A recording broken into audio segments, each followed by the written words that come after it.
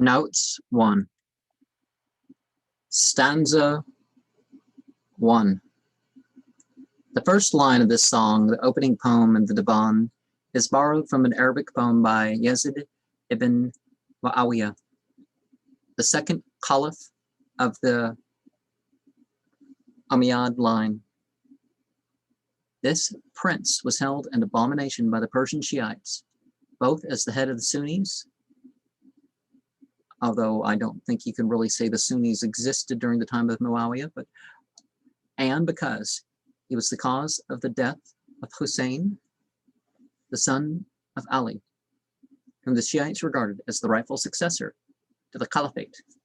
Hafiz was frequently reproached for setting a quotation from the works of the abhorred Yazid at the head of his book, a reproach which he is said to have met with the reply that it was good policy to steal from the heretics whatsoever they possessed of worth.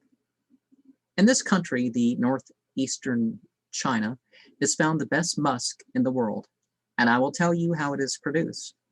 There exists in that region a kind of wild animal like a gazelle. It has feet and tail like the gazelle's, a stag's hair of a very coarse kind, but no horns. It has 4 tusks, 2 below and 2 above, about 3 inches long and slender in form, 1 pair growing downwards, the other upwards. It is a very pretty creature. The musk is found in this way.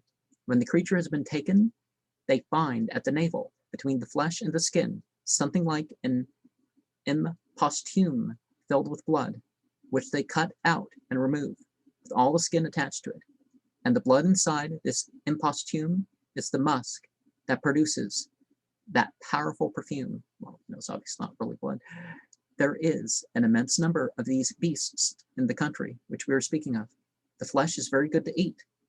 Messer Marco brought the dried head and feet of one of these animals to Venice with him. That's from the Travels of Marco Polo. There is a play of meaning upon the musk which is obtained at the cost of the deer's lifeblood and the tears of blood which the lover weeps for his mistress. Stanza 2. The title which Hafiz gives to the tavern keeper is Pir-e-Magan, literally the old man of the Magians. The history of this title is an epitome of the history of Persian faiths. It indicates primarily the priest of the first of Persian religions, that of Zoroaster. When the Muslims invaded Persia and the preachers of the prophet supplanted the priest of Zoroaster, well, it wasn't really, the Moabids weren't really following Zoroaster's faith, but fragments of it were in their faith, right?